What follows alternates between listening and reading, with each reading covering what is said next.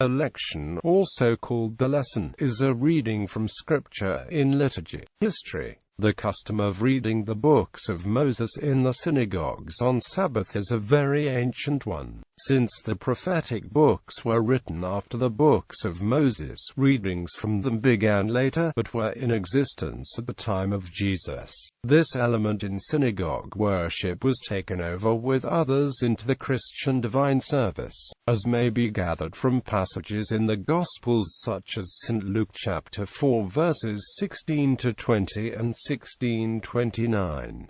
During early Christianity, readings began to be made from the writings of the apostles and evangelists as the New Testament canon developed. Mention of this is found within the New Testament itself, for example in Colossians chapter 4 verse 16 and in 1 Thessalonians chapter 5 verse 27. The oldest manuscripts of the Gospels have marginal marks, and sometimes actual interpolations, which can only be accounted for as indicating the beginnings and endings of liturgical lessons. From the 2nd century onwards references multiply, though the earlier references do not prove the existence of a fixed lectionary or order of lessons, but rather point the other way. Justin Martyr, describing divine worship in the middle of the 2nd century, says, "On the day called Sunday all who live in cities or in the country gather together to one place, and the memoirs of the apostles, or the writings of the prophets are read as long as time permits." Tertullian, about half a century later, makes frequent reference to the reading of Holy Scripture in public worship. The Canons of Hippolytus, written in the first half of the 3rd century, says that presbyters, subdeacons and readers, and all the people assemble daily in the church at time of cockcrow, and betake themselves to prayers, to psalms and to the reading of the Scriptures, according to the command of the apostles, until I come attend to reading. There are traces of fixed lessons coming into existence in the course of the 3rd century.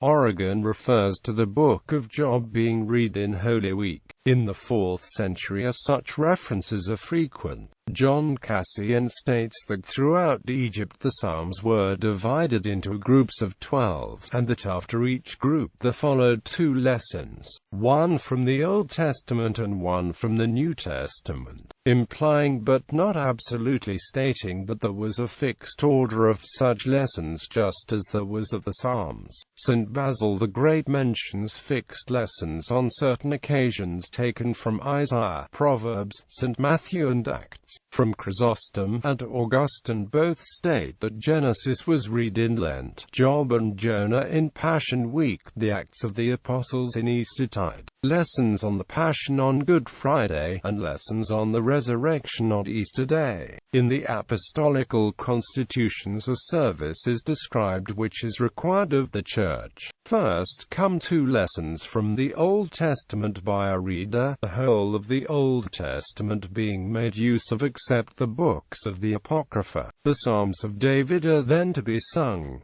Next the Acts of the Apostles and the Epistles of Paul are to be read. Finally the 4 Gospels are to be read by a deacon or a priest. Whether the selections were ad libitum or according to a fixed table of lessons is not mentioned. The Third Council of Carthage in 397 forbade anything but Holy Scripture to be read in church. This rule has been adhered to so far as the liturgical epistle and gospel and occasional additional lessons in the Roman Missal are concerned. But in the divine office, on feasts when 9 lessons are read at matins, only the first 3 lessons are taken from Holy Scripture, the next 3 being taken from the sermons of ecclesiastical writers, and the last 3 from expositions of the day's gospel, but sometimes the lives or passions of the saints, or of some particular saints, were substituted for any or all of these breviary lessons.